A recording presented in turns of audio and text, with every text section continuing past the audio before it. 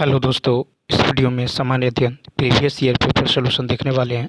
तो आप लोग लास्ट तक जरूर बने रहिएगा। देखिए, यह पेपर जो है 26/8/2023 को पूछा गया था। तो इस पेपर का सोल्यूशन हम लोग देखने वाले हैं। यदि आप नए हैं तो चैनल को कर लीजिए और एक बार बेल आइकन को प्रेस कर दीजिए और एक बार वीडियो को शेयर कर दीजिए। तो चलिए शुरू करते हैं। देखिए, कहा था कि 10 वर्ष पूर्व रमेश और राजीव की आयु का रेशियो है 1:3। ठीक है। कहता है 5 वर्ष पश्चात इसकी आयु हो जाता है 2:3 के अनुपात में।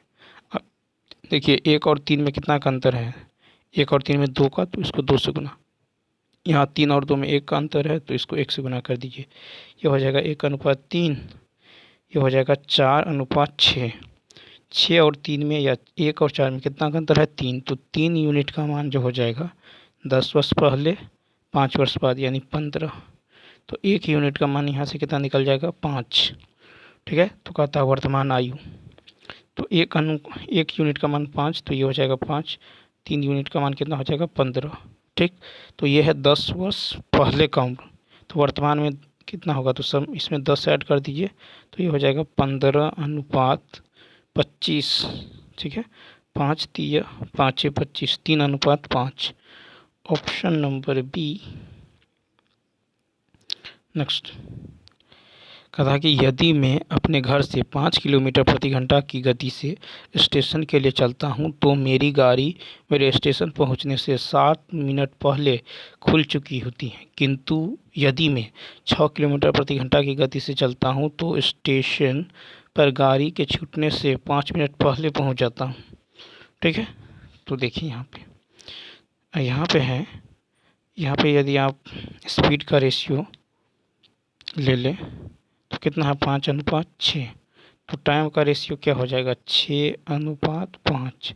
क्या होगा? 6:5। अब यहाँ पे देखिए, 6 और 5 में कितना का अंतर है? 1 यूनिट का मान।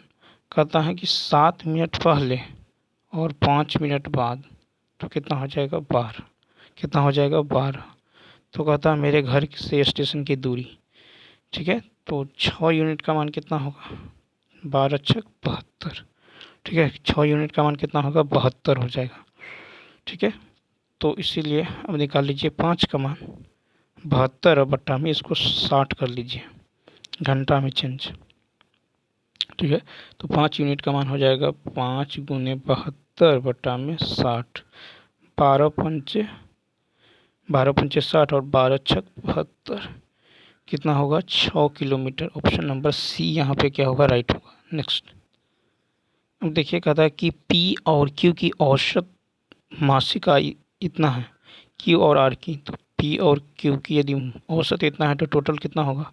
इसको 2 से गुना कर दीजिए। 0 5 दूनी 10 5 दूनी 10। ठीक है। अब क्यू और आर की औसत आयु यदि इतना है तो टोटल हो जाएगा 0 5 दूनी 10 2 दूनी 4 5 6 दूनी 12। ठीक है। अब देखिए, इसी प्रकार पी और आर का टोटल कितना होगा? तो 2 से इसको गुना कर दीजिए। ये हो जाएगा आपको कितना? 0 0 4 5 दूनी 10। अब यहाँ से सबको ऐड कीजिएगा तो होगा P + Q + R। ठीक है। 2 × P + Q + R। इस टोटल को जोड़िए। जैसे ही सबको जोड़िएगा तो ये आ जाएगा आपको, ये आ जाएगा कितना? तो ये आ जाएगा 0 0 इतना आ जाएगा। ठीक। अब P + Q + R का मान क्या होगा? ये 2 है, गुना में इधर 2 से भाग दे दीजिए, तो ये कट के आ जाएगा 16500।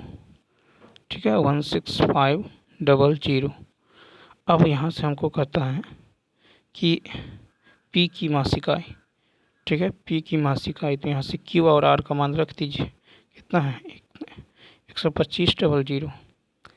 12500 इसमें से घटाइएगा तो आ जाएगा 0 0 0 4 4000। C option. नेक्स्ट देखिए, कहता है यदि P का 30%, ठीक है, Q के 40% में जोड़ दें। P का 30% Q के 40% में जोड़ दें। ठीक है, जोड़ दें तो वह Q का 80% हो जाता है। तो वह Q का 80% हो जाता है। परसेंटेज से परसेंटेज, 0 से 0 खत्म। ठीक है, तो ये हो जाएगा 3P बराबर, ये देखिए 8 में से 4 किया तो 4Q, यानी P/Q जो निकल जाएगा, ये निकल जाएगा 4/3। ठीक है, तो P का मान 4, Q का मान 3। तो कहता है Q P का कितना प्रतिशत, Q P का कितना है, जिसका कह रहा है कितना उसको नीचे रखिए गुना में 100। तो Q का मान है 3, P का मान है 4 गुना में 100, 25 चौका 25 तिया 75%। Option number C. देखिए ABCD के बीच इतना के अनुपात में धन वितरण किया जाता है। यदि C को D से इतना अधिक, तो देखिए C को D से कितना मिल रहा है, 1 अधिक, तो 1 यूनिट का मान 1000। तो कहता है B का हिस्सा, तो B का हिस्सा 2 है, तो 2 यूनिट का मान होगा 2000। C option. नेक्स्ट देखिए, कहता है कि एक दुकानदार एक घड़ी बेचते समय बिक्री मूल्य पर 5% छूट देता है।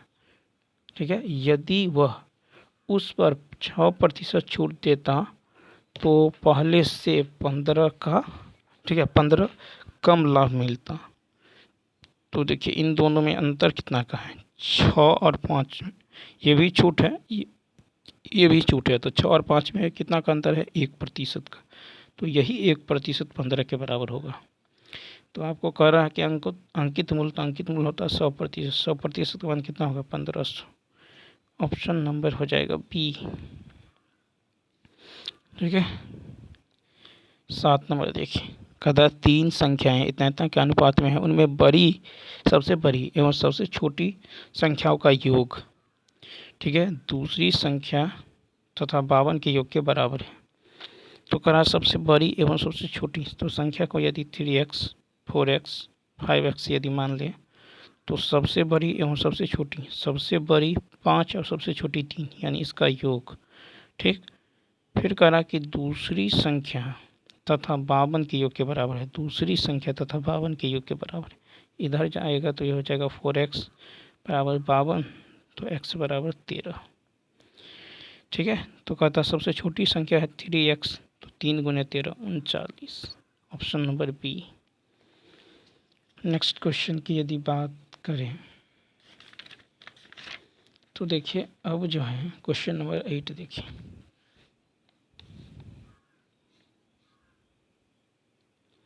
देखिए, यहाँ पे कह रहा है n का मान क्या होगा। तो यहाँ से 2 टू द पावर 2n, ठीक है, और इसको लिख सकता है 2 के पावर -1। ये हो जाएगा आपको कितना, 2 के पावर, देखिए 2 के पावर q के पावर में जो n-3, ठीक है, यानी ये हो जाएगा 2 के पावर, नहीं तो आप रहने दीजिए इसको, 2 के पावर 2n-1 रहने ही दीजिए। ठीक है, ये हो जाएगा 2 के पावर, ठीक है, 2 के पावर ये हो जाएगा -3n, ठीक है, -3n-9, ठीक है, -3n-9, क्योंकि इसको ऊपर लेकर चले गए। ठीक, तो यही जो है पावर ये इसके बराबर हो जाएगा। ठीक है, तो यानी 2n-1 जो हो जाएगा, ये हो जाएगा 9-2n के बराबर, 9-2n के बराबर, यानी ये 4n बराबर कितना होगा, 10। 4n बराबर हो जाएगा, तो यहाँ पे यदि आप देखें तो देखिए ये 3n है, इधर कितना है 3n, तो ये 5 हो जाएगा, कितना होगा 5n बराबर 10, तो n बराबर कितना होगा 2, n बराबर हो जाएगा 2। Option number B. नेक्स्ट, कहता निम्नलिखित में से कौन सा फोटो इलेक्ट्रिक उपकरण डिजिटल अनुप्रयोगों के लिए सबसे उपयुक्त है। तो ए ऑप्शन फोटोवोल्टेइक सेल। तो देखिए फोटोवोल्टेइक सेल फोटो इलेक्ट्रिक उपकरण डिजिटल अनुप्रयोगों के लिए सबसे उपयुक्त है। फोटोवोल्टेइक सेल में अर्धचालकों की 2 या 2 से अधिक परतें होती हैं, जिनमें एक परत में धनात्मक आवेश होता है और दूसरी परत में ऋणात्मक आवेश होता है। फोटोवोल्टेइक सेल के लाभ हैं पर्यावरणीय स्थिरता, आर्थिक रूप से व्यवहार्य, नवीकरणीय, सुलभ। फोटो डायोड एक पीएन जंक्शन डायोड हैं जो विद्युत ऊर्जा उत्पन्न करने के लिए प्रकाश ऊर्जा का उपयोग करता है। फिर कह रहा है कि किसी भी खंडनीय द्रव का जो है क्रांतिक द्रव्यमान होगा। तो श्रृंखला अभिक्रिया हेतु आवश्यक न्यूनतम द्रव्यमान, श्रृंखला अभिक्रिया हेतु आवश्यक न्यूनतम द्रव्यमान किसी विखंडनीय द्रव का क्रांतिक द्रव्यमान होगा। ठीक है, तो किसी विखंडनीय पदार्थ को उसके क्रांतिक आकार के संगत वह द्रव्यमान जो श्रृंखला अभिक्रिया को जारी रखने के लिए आवश्यक होता है क्रांतिक द्रव्यमान कहलाता है। एक भारी नाभिक का दो हल्के नाभिक में टूटना नाभिकीय विखंडन कहलाता है। यूरेनियम 235 नाभिक की विखंडन अभिक्रिया को जो है रिप्रेजेंट करता है। U-235 जो है कहता है यूरेनियम 235 के विखंडन से उत्सर्जित ऊर्जा का मान 200 मेगावाट या 0.6 मेगावाट प्रति न्यूक्लियन होता है। कहता है कि फलों को ज़बरदस्ती पकाने के लिए किस जो है गैस का उपयोग किया जाता है। तो एथिलीन, फलों को ज़बरदस्ती पकाने के लिए एथिलीन गैस का उपयोग किया जाता है। फल पकाने के लिए कैल्शियम कार्बाइड और एसिटिलीन दोनों का उपयोग किया जाता है। एथिलीन एकमात्र ऐसा हार्मोन है जो गैसीय रूप में पाया जाता है। देखिए फ्लोरीजेंस पत्ती में बनते हैं लेकिन फूलों को खिलने में मदद करता है। कहता है कि साइटोकाइनिन आरएनए एवं प्रोटीन बनाने में सहायक होता है। साइटोकाइनिन आरएनए एवं प्रोटीन बनाने में सहायक होता है। नेक्स्ट कहता है कि निम्नलिखित में से किसकी ऑक्टेन संख्या जो शून्य है। E option. तो देखिए यहाँ पे ऑक्टेन संख्या के द्वारा गैसालीन का प्रति जो है अपस्फोटक गुण प्रदर्शित किया जाता है। ठीक है, विभिन्न हाइड्रोकार्बनों की अपस्फोटन प्रवृत्ति भिन्न भिन्न होती है। आइसोऑक्टेन तथा एनहेप्टेन। तो यहाँ पे याद रखना है आइसोऑक्टेन तथा एनहेप्टेन। आइसोऑक्टेन और एनहेप्टेन की ठीक है ऑक्टेन संख्या जो है 100 होता है। ठीक है, क्या होता है तो 100 होता है आपको। आइसोऑक्टेन और एनहेप्टेन की ऑक्सीकरण संख्या 100 होता है। नेक्स्ट क्वेश्चन देखिए, कहता लीची का खाद्य भाग क्या है। एरिल। तो यहाँ पे ध्यान देना है, लीची का खाद्य भाग एरिल है। वहीं केला का खाद्य भाग जो है फल भीति तथा अंतःभीति है। केला का जो खाने योग्य भाग है वह फल भीति तथा अंतःभीति।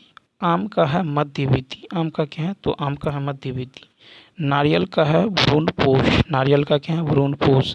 सुपारी का है भ्रूणीय। सुपारी का है भ्रूणीय और नारियल का भ्रूणपोष, सुपारी का भ्रूणीय।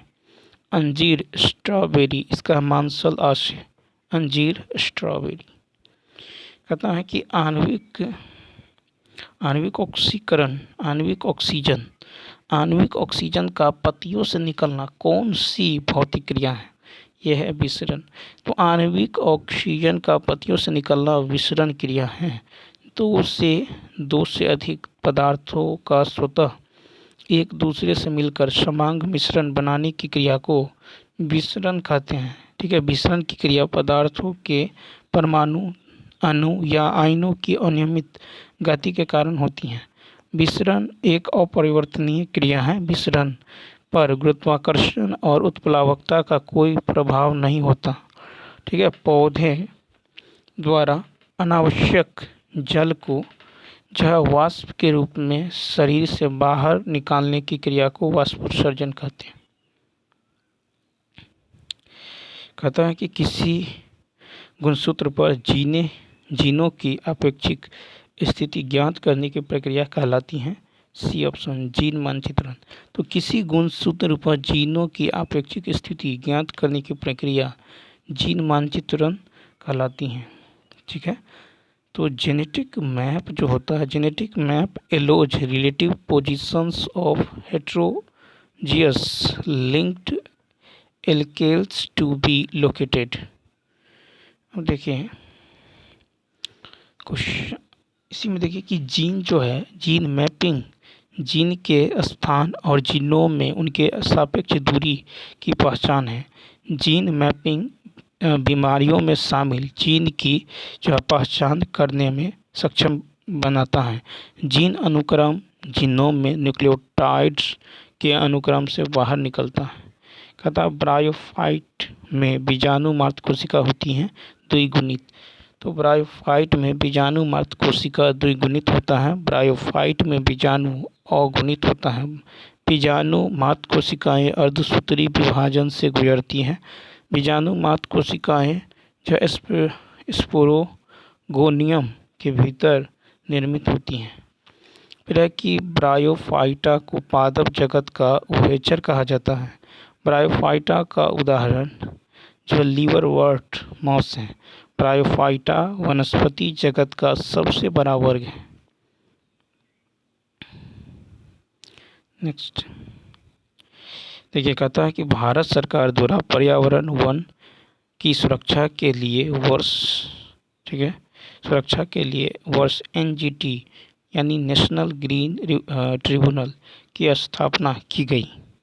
तो 17 का होगा ए 2010 भारत सरकार द्वारा पर्यावरण और वन की सुरक्षा के लिए NGT यानी नेशनल ग्रीन ट्रिब्यूनल की स्थापना 2010 में की गई थी। राष्ट्रीय हरित अधिकरण अधिनियम 2010 में संसद द्वारा पारित किया गया था। ठीक है, इस अधिनियम के अधीन 18 अक्टूबर 2010 में देश का पहला NGT स्थापित किया गया था। देश का प्रथम NGT की स्थापना नई दिल्ली में किया गया था। NGT की स्थापना करने वाला भारत विश्व का तीसरा तथा विकासशील देशों में पहला देश है। ठीक है, और भारत से पूर्व केवल ऑस्ट्रेलिया और न्यूजीलैंड में पर्यावरण से संबंधित मुकदमों को सुनने के लिए अलग से अधिकरण बनाया गया है। नेक्स्ट देखिए कहता है कि भारत के किस शहर ने जो सबसे पहले पानी के नीचे मेट्रो की शुरुआत की है। तो ये होगा ई ऑप्शन भारत। तो देखिए यहाँ जो है देश की पहली अंडर वाटर मेट्रो ट्रेन का ट्रायल कोलकाता और हावड़ा के बीच हुगली नदी के नीचे बने सुरंग और स्टेशन से गुजरी है। ठीक है, ये अप्रैल 2023 की बात है। अप्रैल 2023 में केरल के कोच्चि में भारत का प्रथम जो है वाटर मेट्रो प्रारंभ किया गया है। ठीक है, अप्रैल 2023 में केरल के कोच्चि में जो है भारत का प्रथम वाटर मेट्रो प्रारंभ किया गया है। विश्व में सर्वप्रथम मेट्रो रेल का प्रचलन लंदन में है। ठीक है, 1860 के दशक में प्रारंभ में हुआ था। ठीक है, 1863। अब कहता है भारत में प्रथम मेट्रो 24 अक्टूबर 1984 ईस्वी में कलकत्ता में परिचालन किया गया। तो 24 अक्टूबर 1984 में कलकत्ता में जो है परिचालन किया गया। भारत में सबसे आधुनिकतम मेट्रो 2002 में दिल्ली मेट्रो है। तो भारत में सबसे आधुनिकतम मेट्रो जो है 2002 दिल्ली। भारत की G20 अध्यक्षता में पर्यटन कार्य समूह की बैठक हुई थी। इसका भी श्रीनगर यानी जम्मू कश्मीर। भारत की G20 अध्यक्षता में पर्यटन कार्य समूह की बैठक श्रीनगर जम्मू कश्मीर में हुई थी। मई 2023 में G20 पर्यटन कार्य समूह की बैठक श्रीनगर में हुई थी। G20 की स्थापना आर्थिक मंदी 1999 के दौरान हुआ था। सितंबर 2023 में भारत की अध्यक्षता में G20 की बैठक नई दिल्ली में आयोजित हुआ। कहता किसने अंडर जो है 17 बालिका कुश्ती चैंपियनशिप में जो है रजत पदक जो है प्राप्त किया है। इसका होगा बी निर्जला ने राष्ट्रीय अंडर 17 बालिका कुश्ती चैंपियनशिप में रजत जो है पदक प्राप्त किया है। बिहार के बखरी बेगूसराय की निर्जला ने कुश्ती चैंपियनशिप में रजत पदक प्राप्त की हैं। निर्जला ने अंडर-17 कुश्ती प्रतियोगिता के 49 केजी वर्ग में पदक प्राप्त किया। कथा उपन्यास टॉम ऑफ सेंड के लिए अंतर्राष्ट्रीय बुकर पुरस्कार 2022 किसने जीता है? तो गीतांजलि श्री और डेजी रॉकवेल। उपन्यास टॉम ऑफ सेंड के लिए अंतर्राष्ट्रीय बुकर पुरस्कार 2022 गीतांजलि श्री और डेजी रॉकवेल ने जीता है। गीतांजलि श्री अंतर्राष्ट्रीय बुकर पुरस्कार प्राप्त करने वाली भारत की प्रथम महिला है। ठीक है, प्रथम भारतीय मूल के ब्रिटिश नागरिक B.S. नाइफॉल हैं, जिन्हें 1971 में बुकर पुरस्कार दिया गया। तो प्रथम भारतीय मूल के ब्रिटिश नागरिक B.S. नाइपॉल हैं, जिन्हें 1971 में बुकर पुरस्कार दिया गया था। नेक्स्ट, भारत के 74वें गणतंत्र दिवस पर कौन मुख्य अतिथि थे? 22 का होगा बी, अब्देल फतेह अल सीसी। भारत के 74वें गणतंत्र दिवस पर मुख्य अतिथि अब्देल फतेह अल सीसी थे। अब्देल फतेह अल सीसी मिस्र के राष्ट्रपति हैं। भारत के प्रथम गणतंत्र दिवस पर इंडोनेशिया के राष्ट्रपति डॉक्टर सुकर्नो मुख्य अतिथि थे। तो 74वें गणतंत्र दिवस पर मुख्य अतिथि अब्दुल फतेह अल सीसी यानी अब्दुल फतेह अल सीसी मिस्र के राष्ट्रपति हैं। और भारत के प्रथम गणतंत्र दिवस पर इंडोनेशिया के राष्ट्रपति डॉक्टर सुकर्नो मुख्य अतिथि थे। नेक्स्ट, बिहार के किस जिले में प्रथम तैरता हुआ सोलर ऊर्जा संयंत्र बनाया गया है? तो यह है दरभंगा। बिहार के दरभंगा जिले में प्रथम तैरता हुआ सोलर ऊर्जा संयंत्र बनाया गया है। दरभंगा के केदराबाद में स्थापित तैरता हुआ सोलर ऊर्जा संयंत्र की क्षमता लगभग 2 मेगावाट है। बिहार में निम्नलिखित में से किसे GI टैग मिला है? तो 24 का होगा ए, मगही पान। बिहार में जो है विकल्पों में मगही पान को GI टैग मिला है। भारत में सर्वप्रथम दार्जिलिंग चाय को GI टैग दिया गया था। बिहार में GI टैग सिलाव के खाजा, ठीक है, सिलाव के खाजा, मधुबनी पेंटिंग, मुजफ्फरपुर के शाही लीची, कतरनी चावल, भागलपुरी सिल्क, भागलपुर के दर्जालू आम, मिथिला मखाना, ठीक है, मिथिला मखाना, सिक्की ग्रास हैंडीक्राफ्ट, सुजनी कढ़ाई, पिपली वर्क और मरचा धान, मगही पत्ते पान, इस सब को जो आपको दिया गया है सम्मिलित करना है। तो देखिए 4 जो है ये एक डेल्टा है। 4 क्या है? तो यह एक डेल्टा है। कंकर ये बांगर में पाया जाता है। कंकर बांगर में पाया जाता है, ठीक है। कायल जो होता है ये तटीय मैदान, कायल क्या है? तटीय मैदान है, ठीक है। और मांड जो है ये पंजाब का मैदान है। मांड पंजाब का मैदान है, यानी ऑप्शन नंबर बी। देखिए डेल्टा क्षेत्र के उच्च भूमि को चार या चास कहा जाता है। डेल्टा क्षेत्र के उच्च भूमि को चार या चास कहा जाता है। चास। पुरानी जलोढ़ मिट्टी को बांगर कहा जाता है। पुरानी जलोढ़ मिट्टी को बांगर कहा जाता है। वहीं नवीन जलोढ़ मिट्टी को खादर कहा जाता है, ठीक है। और बांगर में जो है कंकड़ पत्थर ये सब पाया जाता है पुरानी जलोढ़ मिट्टी में। देखिए कयाल जो है ये शुष्क मौसम को छोड़कर अधिकांश समय समुद्र से जुड़ा रहता है। और कयाल मालाबार तट पर स्थित है। केरल में लैगून झीलों को कयाल कहा जाता है।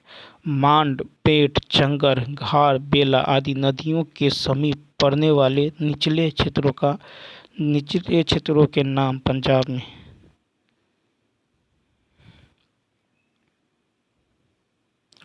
देखिए कहता है निम्नलिखित में से कौन सी सहायक नदी ब्रह्मपुत्र से उत्तर दिशा से नहीं मिलती है? तो ऑप्शन नंबर ई। तो यहाँ पे गौर करिए कि उपर्युक्त में से कोई भी नहीं है जो सहायक नदी ब्रह्मपुत्र से उत्तर दिशा से नहीं मिलती है। ब्रह्मपुत्र नदी के बाएं से मिलने वाली उपनदियां हैं, यह है लोहित, धनसिरी, कोलंग, दीघ नदी आदि। तो ब्रह्मपुत्र के बाएं से मिलने वाली उपनदी, बाएं से मिलने वाली लोहित, धनसिरी, ठीक है, कोलंग और दीघ नदी। ब्रह्मपुत्र नदी के दाएं से मिलने वाली जो है सहायक नदी हैं आपको कामेंग, मानस, तीस्ता, सुमनसिरी, जलंधर नदी आदि। भारत से होकर बहने वाली सबसे लंबी नदी ब्रह्मपुत्र नदी है। ब्रह्मपुत्र नदी की कुल लंबाई 2900 किलोमीटर है। ब्रह्मपुत्र नदी पर गुवाहाटी, डिब्रूगढ़, तेजपुर शहर अवस्थित है। ब्रह्मपुत्र नदी पर गुवाहाटी, डिब्रूगढ़, तेजपुर शहर स्थित है। और अरुणाचल प्रदेश में ब्रह्मपुत्र नदी को दिहांग के नाम से जाना जाता है। अरुणाचल प्रदेश में ब्रह्मपुत्र नदी को दिहांग के नाम से जाना जाता है। लिखापानी हिमनद भारत के किस राज्य में स्थित है? तो यह है अरुणाचल प्रदेश। लिखापानी हिमनद अरुणाचल प्रदेश राज्य में स्थित है। अरुणाचल प्रदेश राज्य में जो है बिचोम, कांगटो, राजगोल आदि महत्वपूर्ण ग्लेशियर अवस्थित है। पूर्वी हिमालय का सबसे महत्वपूर्ण ग्लेशियर जो है जेमू ग्लेशियर है, ठीक है। उसी प्रकार देखिए हिमाचल प्रदेश में उपस्थित ग्लेशियर है बारासिगरी भादल, ठीक है। तो हिमाचल प्रदेश में है बारासिगरी भादल। सिक्किम में है जेमू, रथोंग और लोनाक। लद्दाख में है पारकाचीन नुब्रा। उत्तराखंड में है चोराबाड़ी चतुरंगी। विश्व का सबसे बड़ा ग्लेशियर ये लैम्प्टफिशर ग्लेशियर है, ठीक है, जो अंटार्कटिका में स्थित है। विश्व का सबसे बड़ा ग्लेशियर लैम्प्टफिशर ग्लेशियर है, ठीक है। उसके बाद चलिए देखते हैं नेक्स्ट। कहता है कि मगध एवं अंग का मैदानी किसके हिस्से हैं? मगध एवं अंग का मैदान किसके हिस्से हैं? बी ऑप्शन मध्य गंगा का मैदान। मगध एवं अंग का मैदान जो है मध्य गंगा मैदान का हिस्सा है। गंगा के मैदान का निर्माण हिमालय से निकलने वाली गंगा और उसके सहायक नदी यमुना, गोमती, घाघरा, गंडक, कोसी आदि की जो है निक्षेप क्रिया द्वारा बनाया गया है। गंगा के मैदान का ढाल जो है दक्षिणी पूर्व की ओर है। फिर देखिए गंगा के विशाल मैदान को 3 भागों में बांटा गया है। ऊपरी गंगा, मध्य गंगा का मैदान और निम्न गंगा का मैदान। ऊपरी गंगा का मैदान के अंतर्गत उत्तराखंड और उत्तर प्रदेश के मैदान आता है।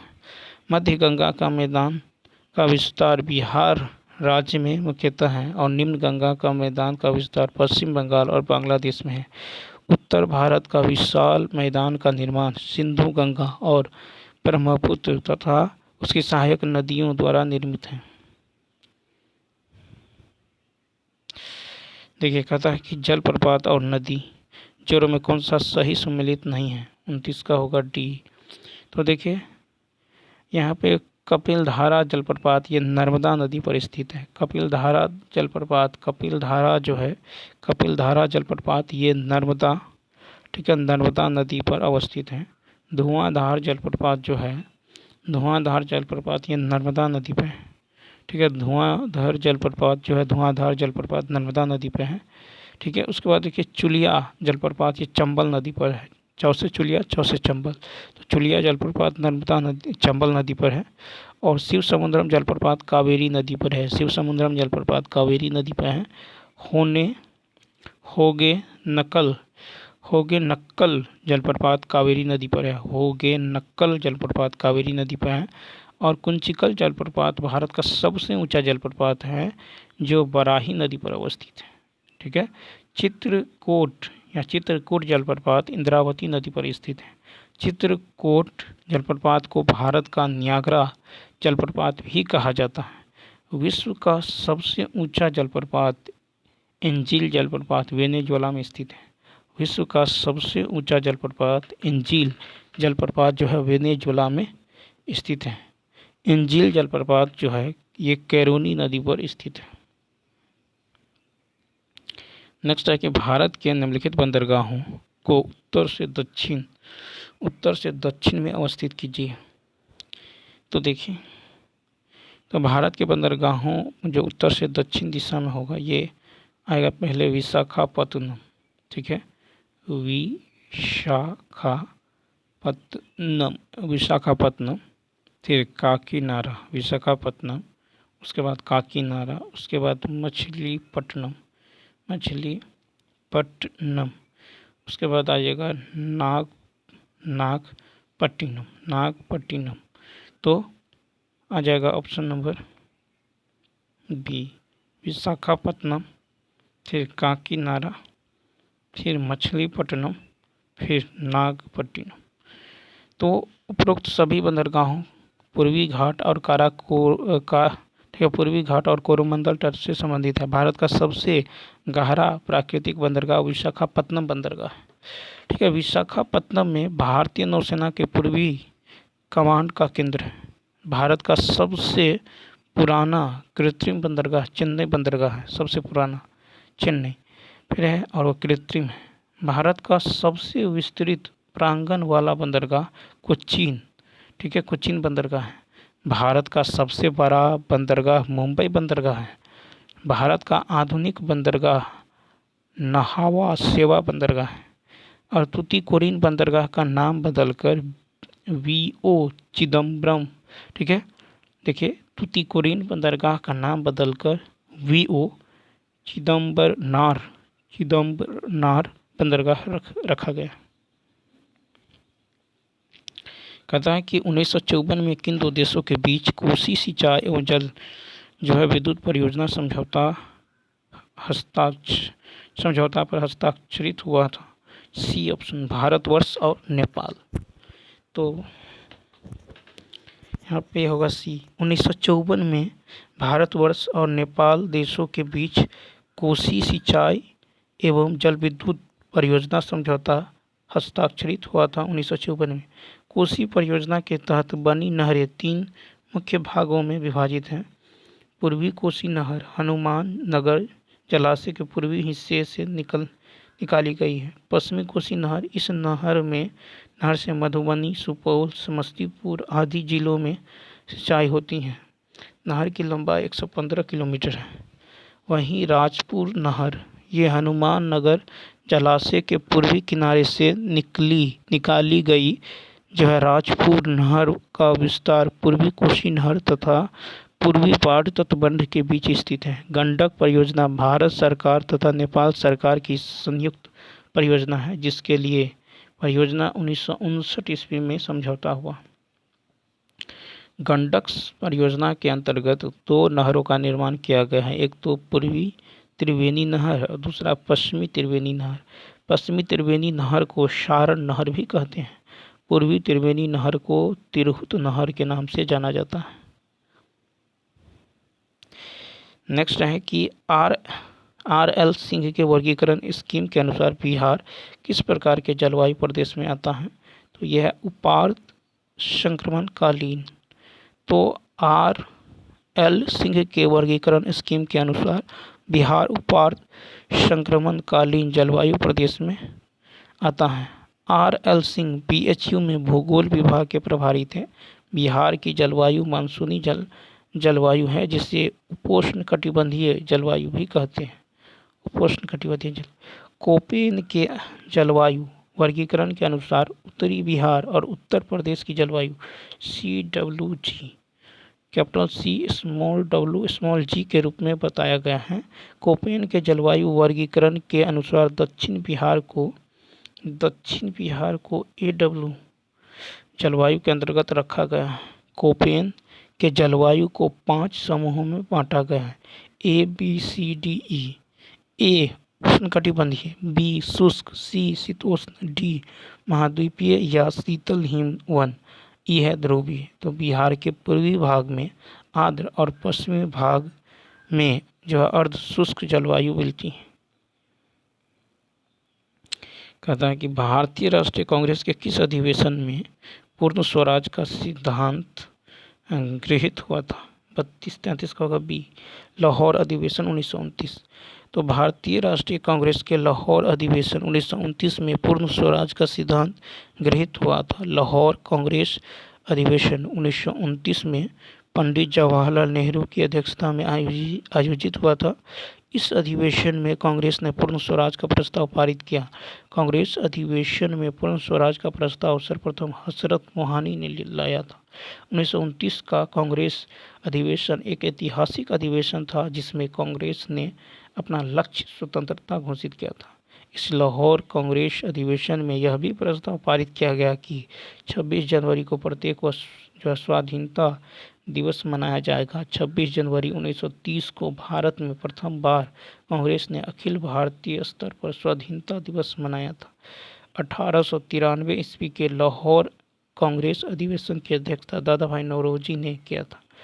मुस्लिम लीग के लाहौर अधिवेशन 1940 में द्विराष्ट्र सिद्धांत का प्रतिपादन किया। 23 मार्च को प्रस्ताव पारित कर अलग देश बनाने की मांग किया गया था। कानपुर कांग्रेस अधिवेशन 1925 की अध्यक्षता सरोजनी नायडू ने की। यह प्रथम भारतीय महिला हैं जिन्होंने कांग्रेस की अध्यक्षता की थी 1925 में कानपुर। ठीक है, तो 1925 देखिए कांग्रेस कानपुर अधिवेशन। अब भारतीय राष्ट्रीय कांग्रेस के लाहौर अधिवेशन 1929 में पूर्ण स्वराज की कहता है। पंजाब में कूका आंदोलन का प्रारंभिक उद्देश्य क्या था? ए ऑप्शन सिख धर्म को परिष्कृत करना। पंजाब का कूका आंदोलन का प्रारंभिक उद्देश्य सिख धर्म को परिष्कृत करना था। कूका आंदोलन पंजाब में एक धार्मिक राजनीतिक आंदोलन था। कूका जो है सिखों की मुख्य धारा के सिख धर्म का हिस्सा नहीं था। कूका जाति उन्मूलन, अंतर्विवाह, विधवा पुनर्विवाह की अनुमति, शराब, मांस और नशीली दवाओं से परहेज करते थे। ठीक है, कूका विद्रोह की शुरुआत भगत जवाहर मल एवं उनके शिष्य जो बालक सिंह ने पश्चिम पंजाब में की है। भगत जवाहर मल को सियान साहिब के नाम से जाना जाता था। सिखों के नामधारी संप्रदाय के लोगों को कूका कहा जाता था। कूका विद्रोह 1872 में हुआ। कूका विद्रोह में मालेरकोटा का खूनी कांड ही उल्लेखनीय घटना थी। मालेरकोटा का खूनी कांड ही उल्लेखनीय घटना थी। कूका विद्रोह का नेतृत्व सतगुरु बाबा राम सिंह ने किया था। ठीक है, कूका विद्रोह का नेतृत्व। देखिए 1857 के विद्रोह को किसके द्वारा प्रथम भारतीय स्वतंत्रता संग्राम के रूप में वर्णित किया गया था? ए वी.डी. सावरकर। 1857 के विद्रोह को वी.डी. सावरकर द्वारा प्रथम भारतीय स्वतंत्रता संग्राम के रूप में वर्णित किया गया। ठीक है, उसके बाद देखिए 1857 के जो है सैनिक विद्रोह से संबंधित कुछ जो पुस्तक है, the sepoy mutiny and the revolt of 1857। इसके लेखक है R C. Majumdar. The sepoy mutiny and the revolt of 1857। 1857 इसके लेखक है S N. Sen. History of Indian immunity इसके लेखक है टी.आर. होम्स। ठीक है, हिस्ट्री ऑफ इंडियन इम्यूनिटी। फिर है द ग्रेट रिबेलियन इसके लेखक है अशोक मेहता। दी कॉजेज ऑफ इंडियन रिवोल्ट इसके लेखक है सैयद अहमद खां। द इंडियन इम्यूनिटी ऑफ 1857 इसके लेखक हैं जी.बी. मालसेन। ठीक है, जी.बी. मालसेन। फिर है रिबेलियन 1857 इसके लेखक है पी.सी. जोशी। फिर है theories of the Indian immunity इसके लेखक हैं एस.बी. चौधरी।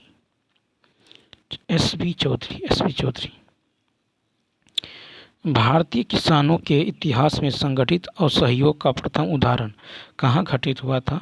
ये बिहार और बंगाल में। भारतीय किसानों के इतिहास में संगठित असहयोग का प्रथम जो उदाहरण बिहार और बंगाल में घटित हुआ था। कहता भारत में अंग्रेज का सशक्त विरोध करने वालों में जनजातियों और किसानों का योगदान अमित जो है महत्वपूर्ण है। नील विद्रोह 1859 से 60 ईस्वी में बंगाल में हुआ। नील दर्पण नाटक नील विद्रोह का जीवंत जो है गाथा है।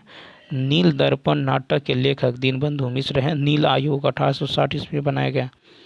फिर है कि पावना किसान सभा भारत में प्रथम किसान सभा है जिसका गठन 1873 में किया गया था। पावना भी जो है किसान विद्रोह 1873 से 76 ईस्वी के बीच हुआ था। चंपारण सत्याग्रह 1817 ईस्वी में बिहार में नील किसानों की समस्याओं को लेकर गांधी जी के नेतृत्व में चलाया गया। गांधी जी के नेतृत्व में भारत में चलाया गया प्रथम सत्याग्रह चंपारण सत्याग्रह था। अखिल भारतीय किसान सभा का गठन 18 अप्रैल 1936 ईस्वी में लखनऊ में हुआ था। अखिल भारतीय किसान सभा का गठन अप्रैल 1936 में लखनऊ में। इसके प्रथम अध्यक्ष स्वामी सहजानंद सरस्वती और प्रथम महासचिव एन.जी. रंगा थे। कहता है कि वर्ष 1946 में बनी अंतरिम सरकार में डॉक्टर राजेंद्र प्रसाद के पास कौन सा विभाग था? तो खाद्य एवं कृषि। तो 1947 में बनी अंतरिम सरकार में डॉक्टर राजेंद्र प्रसाद के पास खाद्य एवं कृषि विभाग था। स्वतंत्र भारत के प्रथम मंत्रिमंडल में डॉक्टर राजेंद्र प्रसाद खाद्य एवं कृषि मंत्रालय का कृषि मंत्रालय का प्रभार सौंपा गया था। सितंबर 1946 में अंतरिम सरकार का गठन पंडित जवाहरलाल नेहरू की जो अध्यक्षता में हुआ था। फिर है कि अंतरिम सरकार में 14 सदस्य थे। कैबिनेट मिशन के प्रस्ताव पर अंतरिम सरकार का गठन किया गया। अंतरिम सरकार में प्रारंभ में मुस्लिम लीग ने भाग लेने से इनकार कर दिया। मुस्लिम लीग के 5 सदस्य अंतरिम सरकार में शामिल हुए थे। ठीक है। फिर है कि मुस्लिम लीग की ओर से लियाकत अली खान को वित्त मंत्री बनाया गया था। फिर वित्तीय मामलों में गतिरोध उत्पन्न कर अंतरिम सरकार को मुस्लिम लीग ने असफल कर दी।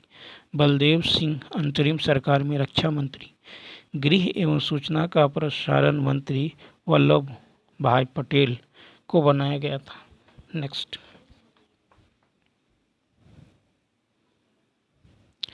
कहता है कि गांधी जी को विशेष रूप से चंपारण आने और वहां के कृषकों की दयनीय स्थिति को देखने हेतु किसने अनुग्रह किया था? बी. राजकुमार शुक्ल। ठीक है। तो गांधी जी को विशेष रूप से चंपारण आने और वहां के कृषकों की दयनीय स्थिति को देखने हेतु राजकुमार शुक्ल ने अनुग्रह किया था। राजकुमार शुक्ल चंपारण के एक किसान नेता थे। राजकुमार शुक्ल ने लखनऊ कांग्रेस अधिवेशन में अंग्रेजों से मिलकर चंपारण के नील किसानों की समस्याओं से अवगत करवाया। गांधी जी ने चंपारण आने का वायदा किया। अप्रैल 1917 में गांधी जी कलकत्ता से पटना होते हुए मुजफ्फरपुर पहुंचे। फिर गांधी जी ने नील किसानों की समस्याओं को लेकर सत्याग्रह किया। बिहार के लेफ्टिनेंट गवर्नर एडवर्ड ग्रेट ने चंपारण कृषक जांच समिति का गठन F.D. सलाई की अध्यक्षता में की। गांधी जी भी इस जांच समिति के एक सदस्य थे। गांधी जी के प्रयास से 1 मई 1918 में बिहार के लेफ्टिनेंट गवर्नर के हस्ताक्षर के साथ 3 कठिया पद्धति यानी 3/20 कट्ठा समाप्त हुआ। 3 कठिया पद्धति का अनुबंध चंपारण के किसानों के साथ 1867 ईस्वी में किया गया था। कहता है मुस्लिम लीग द्वारा किस तिथि को मुक्ति दिवस मनाया गया था? तो देखिए मुस्लिम लीग द्वारा 22 दिसंबर 1939 को मुक्ति दिवस के रूप में मनाया गया। हिटलर के द्वारा 1 सितंबर 1939 को पोलैंड पर आक्रमण किया गया था। हिटलर के द्वारा 1 सितंबर 1939 को पोलैंड पर आक्रमण किया गया था। यह द्वितीय विश्व युद्ध का तात्कालीन कारण बन गया था और 3 सितंबर 1939 को ब्रिटेन और फ्रांस ने पोलैंड के समर्थन में युद्ध की घोषणा कर दिया। इस प्रकार द्वितीय विश्व युद्ध की शुरुआत हो गई। भारत को भी युद्ध राष्ट्र घोषित कर दिया गया। अंग्रेजों ने कांग्रेस का समर्थन लिए बिना ही भारत को युद्ध राष्ट्र घोषित किया था। इसके विरोध में राज्यों के कांग्रेस मंत्रिमंडल ने त्यागपत्र दे दिया। राज्यों के कांग्रेसी सरकारों के त्यागपत्र देने के उपलक्ष्य में मुस्लिम लीग ने मुक्ति दिवस के रूप में मनाया। डॉक्टर अंबेडकर ने राज्यों के कांग्रेसी मंत्रिमंडल के त्याग पत्र पर धन्यवाद दिवस के रूप में मनाया। नेक्स्ट है कि नेशनल कॉलेज ऑफ बिहार विद्यापीठ का शिलान्यास किसने किया था? तो ये महात्मा गांधी। नेशनल कॉलेज और बिहार विद्यापीठ का शिलान्यास महात्मा गांधी ने किया था। गांधी जी ने 6 फरवरी 1921 को नेशनल कॉलेज और बिहार विद्यापीठ का जो पटना में शिलान्यास किया था 6 फरवरी 1921। और सहयोग आंदोलन की शुरुआत 1 अगस्त 1920 को महात्मा गांधी जी द्वारा किया गया था। और सहयोग आंदोलन के दौरान नकारात्मक और सकारात्मक 2 पहलू थे। सकारात्मक पहलू में ही बिहार विद्यापीठ की स्थापना भी शामिल थी। 10 फरवरी 1921 ईस्वी में काशी विद्यापीठ की स्थापना बाबू शिव प्रसाद गुप्ता भगवान दास द्वारा वाराणसी में किया गया। और सहयोग आंदोलन के दौरान गुजरात विद्यापीठ, जामिया मिलिया इस्लामिया आदि शैक्षणिक संस्थानों की भी स्थापना की गई थी। और सहयोग आंदोलन के दौरान गुजरात विद्यापीठ, जामिया मिलिया इस्लामिया आदि शैक्षणिक संस्थानों की स्थापना की गई। और सहयोग आंदोलन को चौरी चौरा अग्निकांड के कारण दुखी होकर गांधी जी ने 12 फरवरी 1922 को समाप्त कर दिया। 12 फरवरी 1922 को समाप्त कर दिया। तो चलिए दोस्तों, इस वीडियो में इतना ही। यदि ये वीडियो अच्छा लगा हो तो लाइक और शेयर साथ साथ सब्सक्राइब करना ना भूलें। तो चलिए मिलते हैं नेक्स्ट वीडियो में। Thanks for watching.